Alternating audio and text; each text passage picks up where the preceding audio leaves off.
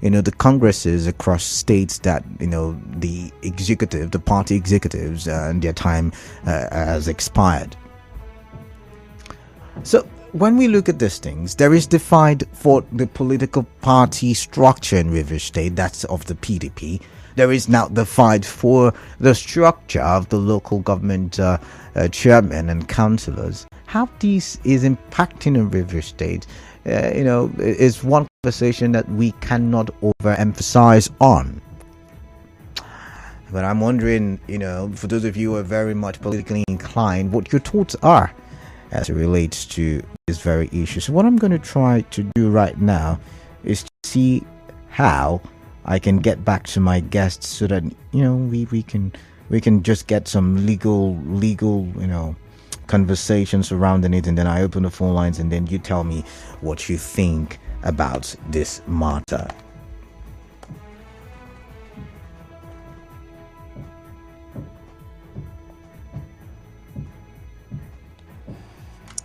So remember, we're live on Facebook, Nigeria Info PH. We are live on YouTube as well, Nigeria Info PH, and we are active on X and interactive as well, Nigeria Info PH. We are also, live on, or rather, we can read your comments on WhatsApp and all of that stuff. I will open the phone lines shortly, but let me get in touch with my guest.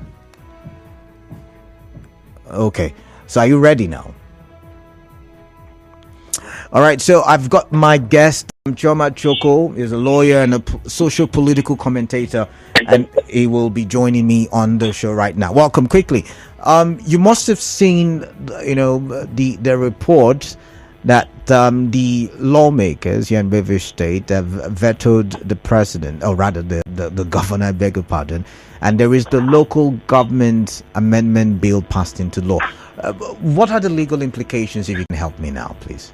As you may know, in case you don't, the law seeks to extend. I think the amendment is focused on the extension of the term of the chairman and councillors, if, now emphasis on if, there is no local government election for any reason.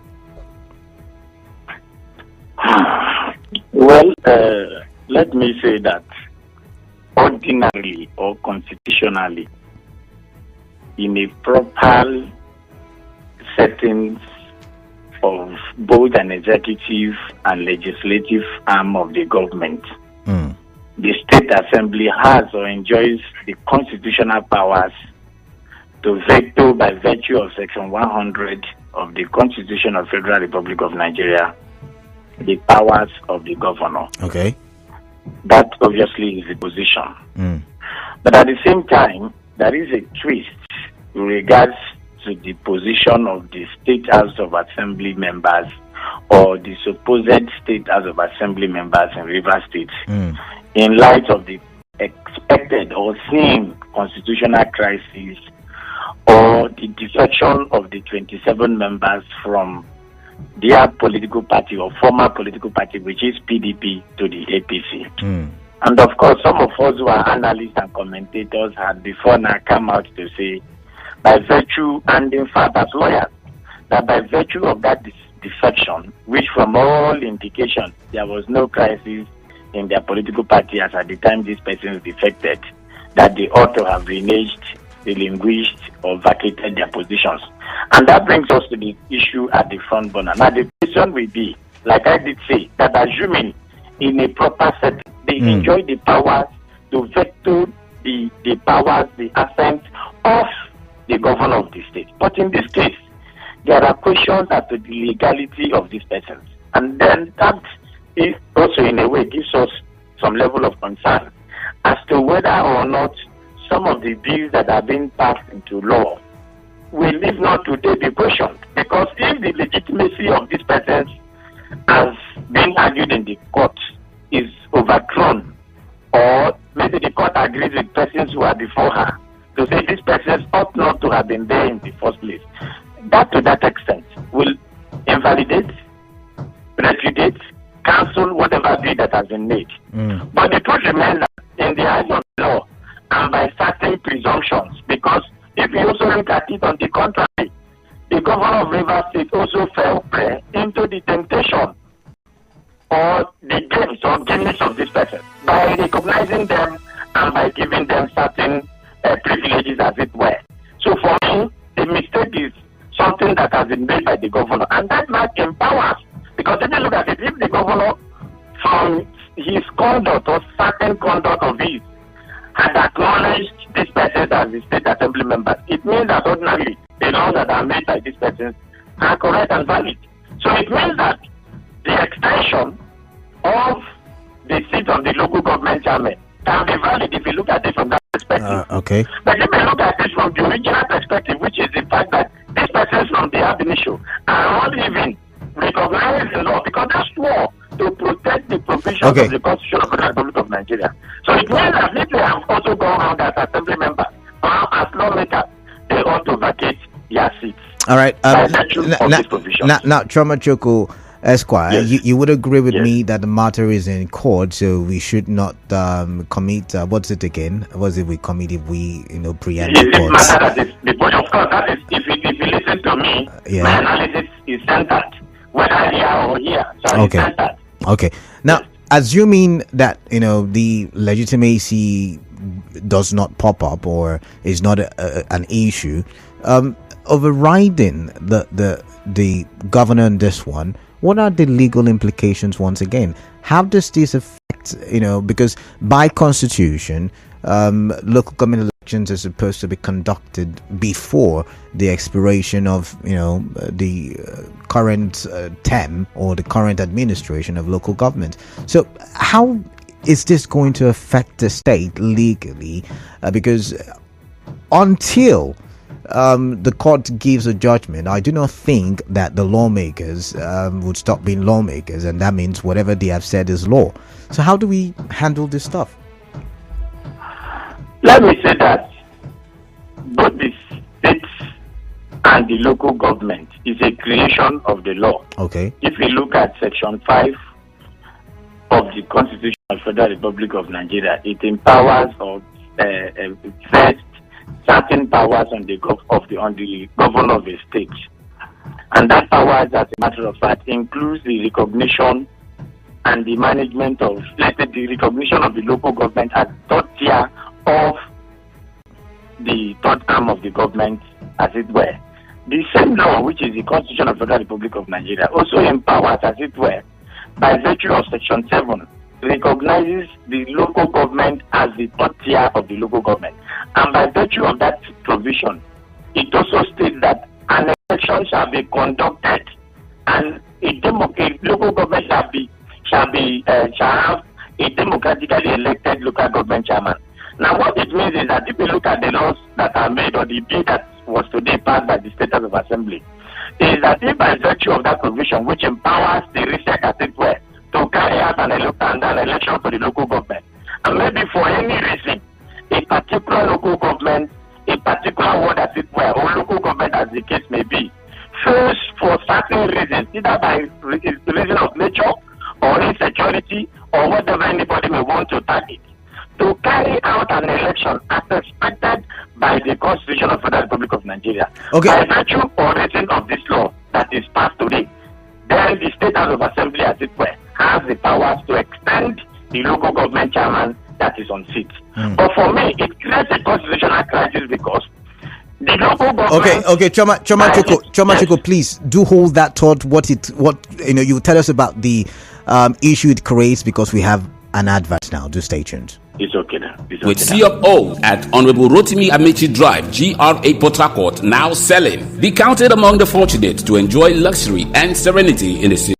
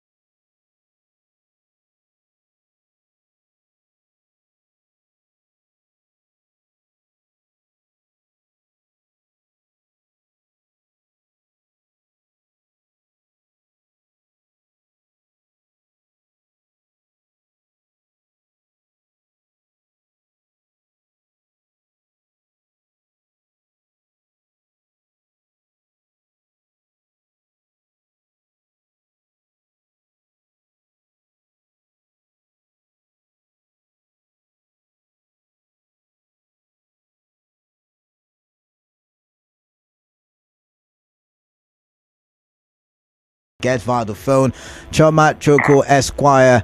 He's a lawyer and a socio-political. How this will bring about a constitutional crisis.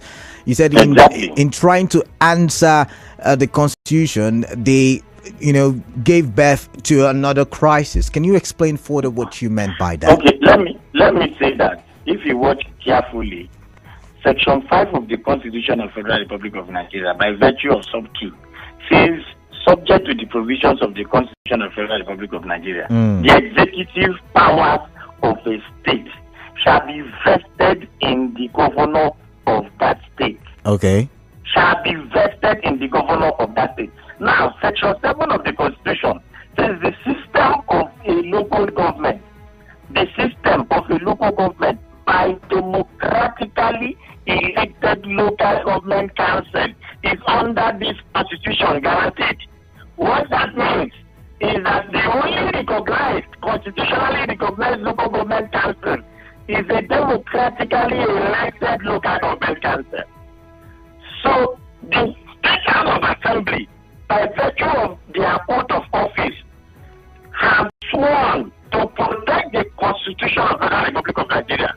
And Section 103 of the Constitution of the Republic of Nigeria says, if any law is in contravention to the provisions of this Constitution, that law shall, to the extent of its inconsistencies, be declared null and void. It just means that if the law that is made by the River State House of Assembly is contrary to the provisions of Section 7, Section 5 of the Constitution of the Federal Republic of Nigeria, that law shall, to the extent of its inconsistency, be declared null and void. I say this because by making a law or by passing a bill which extends a democratically elected local government council chairman, either by 1 month, 2 months, 3 weeks, is not in agreement with the provisions, with the body and blood of the Constitution of the Republic of Nigeria. Educate me, please. Because the laws contrary to the laws of the Federal Republic of Nigeria. Okay, now let's put it in context, because I do hear sometimes that these arguments are argued in context. I'm not a lawyer, but now this is a situation where there is no local government elections. And remember, it is said that according to the Constitution, according to what you quoted, that it must the person who occupies that position must be democratically elected.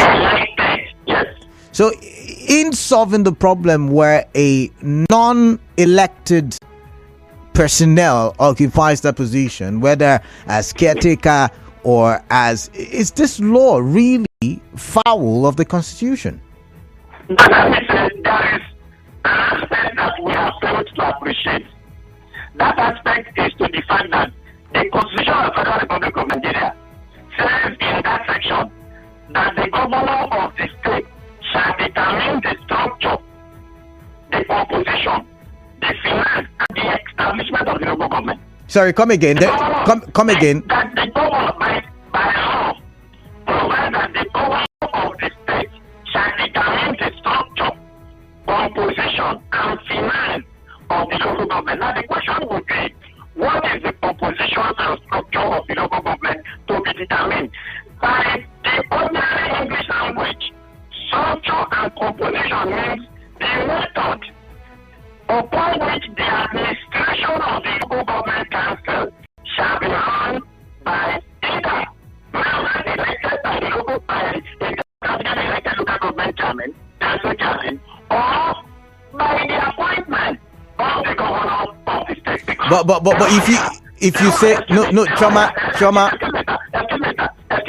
The law here by extension allows the governor of the state to determine the composition and structure of the local government. So if it becomes impracticable for a democratically elected council chairman to assume the position of the local government council, the governor shall, to the extent of that determination, determine the composition and structure.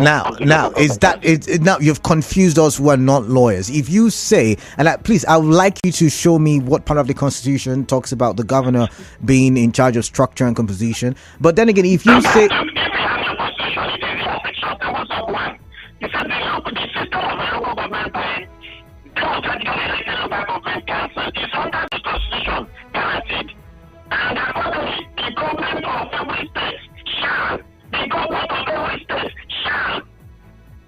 Okay, so now that's where my next question is if the Constitution starts by saying local government chairmen and councillors must be democratically elected, and then goes ahead to say the governor shall determine the composition and the structure, then I mean, what really? I mean, is that not? Let me say that if you look at the first link of that provision, it did not make it mandatory.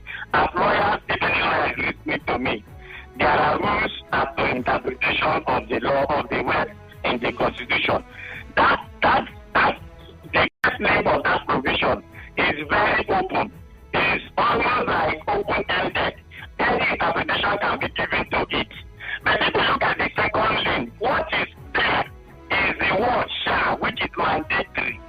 Shall, which is mandatory, where it says that the government of every state shall determine the composition and structure. It means that even in the eyes of this constitution, the legislative body of the Federal Republic of Nigeria contemplated possibly a situation where an election or a democratically elected local government council members or chairman may not be possible, and then empower the governor of the state to determine the composition. That is what. So you see some of the states appoint caretaker chairman. So you're saying caretaker, you're saying caretaker chairmanship is legal because we've had certain court judgments. If the caretaker chairman cannot be legal, how will an extension which was contrary to the provisions of the law be legal? Okay, good question. You cannot agree and disagree. So if you said that an elected or that a democratic elected local government chairman should stay in the extension, which is not visible in the Constitution, how can you now nullify the reputation of the husband, the appointment? It is the same thing. It is almost the same thing. Because what you have done is that you have removed that democratically elected part of it to now extend it to the law of the sitting council chairman. Okay. If someone like the governor who has overseen the composition and structure of the local government to say appoint council chairman and members of the local government council. So you're saying it's okay to appoint caretaker chairman. I want to put you on record. You're saying very much okay, sir. Very much okay. And it's constitutional because it says the governor has the right. I was not a member of the National Assembly the day this constitution was enacted. I am only an interpreter and a reader of the Constitution, and I have given it to you clearly. Go to section 7 and you read it up to that the power of the governor of the state will extend executive powers. And then the second level of the provision of section 7 has made it clear that the composition of the local government chairman can be determined, shall be determined, and it is there. If you have your back open, you will see it. I'm not a lawmaker. All right. So section 7, subsection 2. So now that sub 1. Okay. Section 7, sub 1. Okay. All right. Now that you've said it is something that can be challenged because the Constitution says any law that is inconsistent with the Constitution is null and void. Who is going to argue this law against the lawmakers? I mean, who is in that?